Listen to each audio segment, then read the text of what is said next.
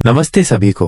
जय श्री राम। उम्मीद है आप सब बढ़िया होंगे और हमेशा बढ़िया ही रहें। तो शुरू करते हैं इस एपिसोड को। एपिसोड शुरू होता है और हम देखते हैं कि विल्बर्ट कैरेट केक खा लेता है। ये देखकर एल्जा खुश होकर सोचती है ये इसे खा रहा है और विल्बर्ट क्या रिएक्शन देगा।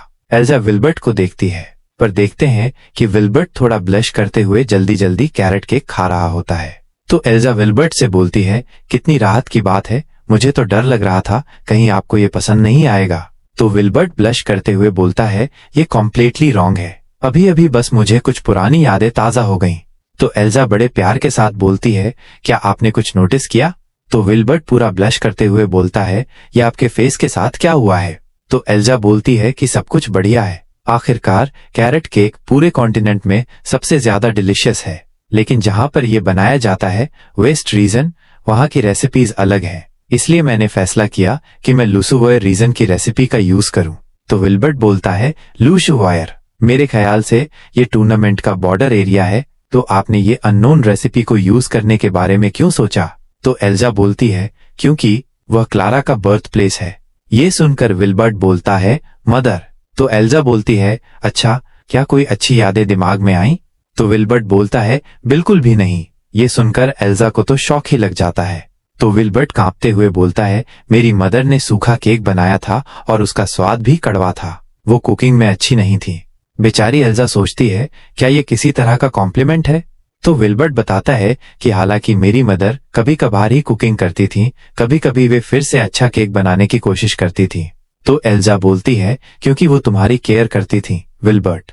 तो हम देखते हैं कि विल्बर्ट अभी भी कांप रहा होता है और हमारी एल्जा विल्बर्ट को देख रही होती है। लेकिन तभी हम देखते हैं कि विल्बर्ट एल्जा से बोलता है आपने क्यों इतना अच्छा केक बनाया।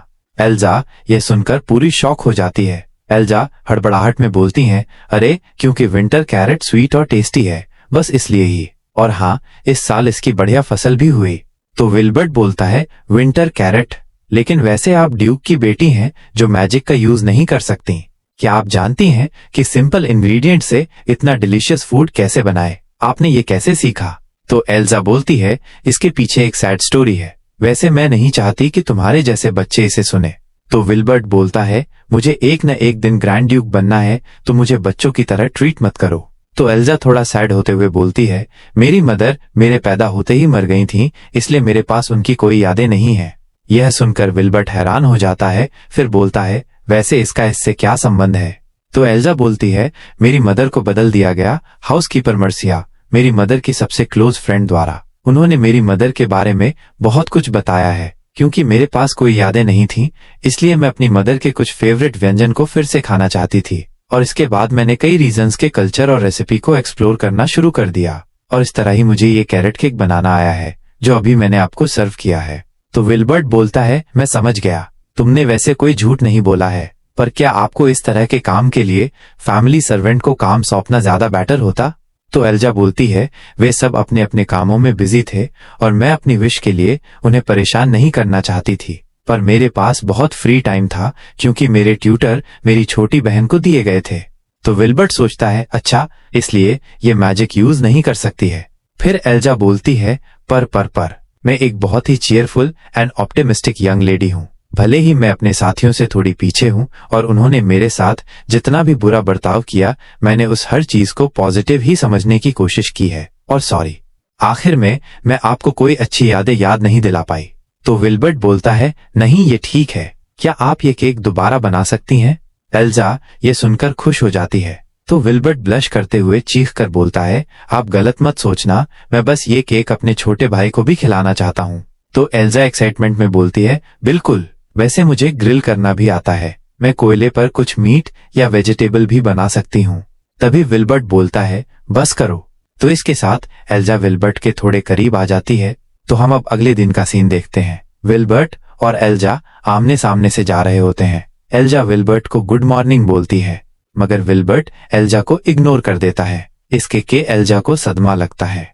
तो एल्जा हमें बताती है कि अब मुझे थोड़ा थोड़ा समझ आ रहा है, जब से मैंने उनके लिए कैरेट केक बनाया है तब से वे मुझे और भी ज्यादा इग्नोर कर रहे हैं। तो एल्जा सैड होते हुए बोलती है क्या मेरी किस्मत भी मेरी फैमिली बनने के खिलाफ है। तो हम देखते हैं एल्जा चलते हुए सोच रही होती है कि शायद ये अच्छा होगा कि मैं उन्हें तंग ना करूं। तो एल्जा को वहां एक कमरे से आवाज आ रही होती है, नहीं ये ठीक नहीं है।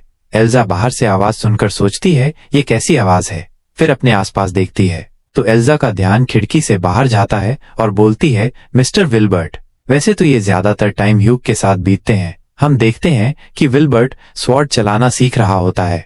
तो एल्जा ये सोचकर कि थोड़े से झांकने से कुछ नहीं होगा, थोड़ा सा दरवाजा खोलकर अंदर झांक कर देखती है। वो देखती है अंदर ह्यूग और उसका ट्यूटर टीचर है। तो वो ट्यूटर ह्यूग को डांट रहा होता है, जिसके कारण हग डर गया था और एल्जा ये देखकर चौंक जाती हैं। तो हम देखते हैं कि वो ट्यूटर ह्यूग को डांटते हुए बोलता है कि मैंने तुम्हें सब कुछ सिखाया, मैंने तुम्हें सब किसी बच्चे की तरह समझाया। मैं विश्वास नहीं कर सकता कि आप अभी भी लो लेवल का मैजिक भी यूज नहीं कर सकते। आप आइसबेल फैमिली से हैं पर आप कुछ नहीं कर सकते। ह्यूग बेचारा डरा हुआ होता है। तो वह ट्यूटर बोलता है, यह समझाना हार्ड है कि आप किस तरह के फ्यूचर की ओर बढ़ रहे हैं, यहाँ कि आप एक सिंपल गलती के लिए भी माफी नहीं मांग सकते हो। मुझे लगता है आप शायद कुछ सीख और माफी भी नहीं मांग सकते हैं, क्योंकि आपने प्रैक्टिकली आपकी सारी सोशल स्किल खो दी है। तो ये देखकर एल्जा को पता लगता है कि ह्यूग बोल नहीं सकता है। तो वो ट्यूटर ह्यूग को डरते हुए बोलता है, शायद अभी भी आपको ये समझ नहीं आया होगा, लेकिन पूरे एम्परर और ग्रैंड डची में आप एक होनहार अभिजात माने जाते हैं। इस तरह से आप आइसबॉल फैमिली के लिए अपमान बन जाएंगे और अब मुझे लगता है कि तुम्हें सबक सीखने के लिए मुझे मेरे हाथ गंदे करने होंगे। तो ये देखकर एल्जा गुस्सा होकर सोचती है, मुझे यकीन नहीं हो रहा है कि वे एक बच्चे के साथ ऐसा बिहेव कैसे कर सकते हैं, ये जानते हुए भी वो बच्चा बोल नहीं सकता है। हग अभी भी बच्चा है। तो एल्जा गुस्से में अंदर जाने वाली होती है, पर तभी खुद से बोलती है, नहीं, मैं एक अजनबी अगर इसमें एक कदम रखूंगी तो इससे और भी प्रॉब्लम बढ़ जाएगी। तो हम देखते हैं वो ट्यूटर बोलता है कि क्या आप मुझे सुन भी रहे हैं, और ये बोलते हुए वो ह्यूग से उसका टॉय छीन लेता है। इससे हग थोड़ा रोने लगता है। तो वो ट्यूटर हग को बोलता है कि किसी नोबल पर्सन के लिए टॉय को लेकर घूमना अच्छी बात नहीं है और इसलिए तुम्हारे पास पेरेंट्स नहीं है, और वो ट्यूटर उस टॉय को खिड़की से बाहर फेंकने वाला होता है। हग बेचारा रो रहा होता है, मगर हम देखते हैं कि एल्जा ने उस ट्यूटर के हाथ से वो टॉय छीन लिया होता है। एल्जा सोचती है, मैं सिर्फ वहां खड़े होकर नहीं देख सकती हूँ। तो एल्जा उस ट्यूटर से बोलती है कि सिर्फ पेरेंट्स ही टैलेंट को मेजर नहीं कर सकते, और ह्यूग अभी छोटे बच्चे हैं जिसने अभी तक अपनी फीलिंग को दिखाना भी सीखा है। तो बेशक उनके लिए अभी मैजिक सीखना मुश्किल है, और इसके अपोजिट आपको उसकी अक्षमता के लिए उसको रिस्पॉन्सिबल नहीं ठहरा सकते हो। उसके सीखने की प्रॉब्लम आपकी अक्षमता है। तो ट्यूटर गुस्से से बोलता है, क्या? तो एल्जा बोलती है, तुम ह्यूग जैसे स्टूडेंट के लायक नहीं हो, तुम निकल जाओ यहाँ से।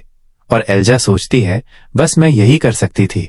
तो ट्यूटर बोलता है, मुझे कुछ भी समझ नहीं आ रहा है, तुम अचानक क्यों आ गई और लेसन में बाधा डाल रही हो, और वैसे तुम हो कौन और तुम्हें यहाँ से जाना चाहिए क्योंकि तुम एक स्ट्रेंजर हो।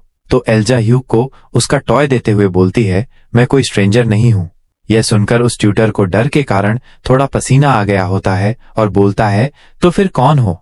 तो एल्जा बोलती है, क्योंकि मैं ग्रैंड डचेस हूँ और इन बच्चों की मदर। तभी हम देखते हैं कोई बंदा अंदर आता है, जिसे देखकर ट्यूटर और एल्जा हैरान हो जाते हैं, और वो बंदा और कोई नहीं ग्रेस द ग्रैंड ड्यूक होते हैं, और एल्जा घबराई होती है।